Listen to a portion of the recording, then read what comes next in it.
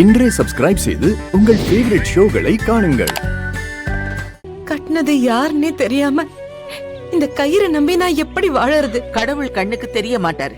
அதுக்காக நாம கடவுளை நம்பாம விட்டுறோமா? நம்ம கஷ்டத்தை எல்லாம் சொல்லி அழறோம்ல, ஏன் அவரு கேப்பாருங்கிற நம்பிக்கையில தான்.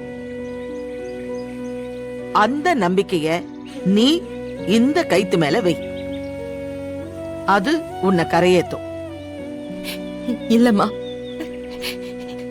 இத என்னால ஏத்துக்க முடியலம்மா. இது எனக்கு வேண்டாம்மா.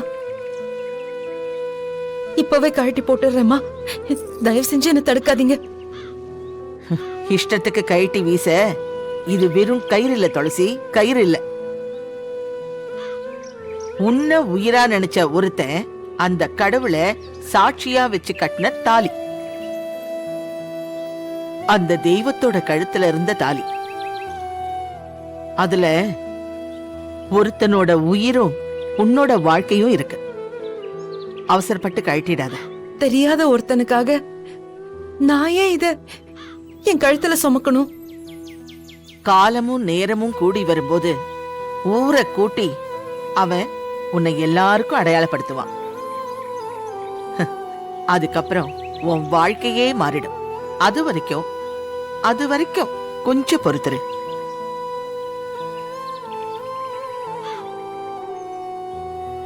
துளசி, இது அந்த கடவுள் போட்ட முடிச்சு.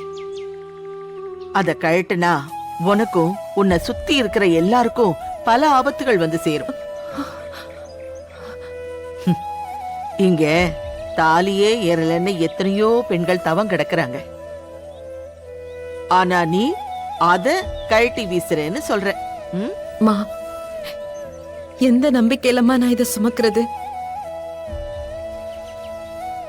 எல்லாரும் என்கிட்ட கேள்வி கேட்டா நான் என்னம்மா பதில் சொல்றது? எனக்கு ஏற்கனவே நிச்சயதார்த்தம் ஆயிடுச்சுமா. நான் ஒருத்தருக்கு வாக்கு கொடுத்திருக்கேன். வாக்கு தானே கொடுத்திருக்க, வாழ்க்கையே கொடுக்கலையே. உன் குழப்பம் எனக்கு புரியுதுமா. ஆனா அதுக்கு சீக்கிரமே பதில் கிடைக்கும். நம்பிக்கையோட இரு. மா, இவ்வளவு சொல்றீங்களே, அவனை எப்படி கண்டுபிடிக்கிறதுன்னு கொஞ்சம் சொல்லுங்கம்மா.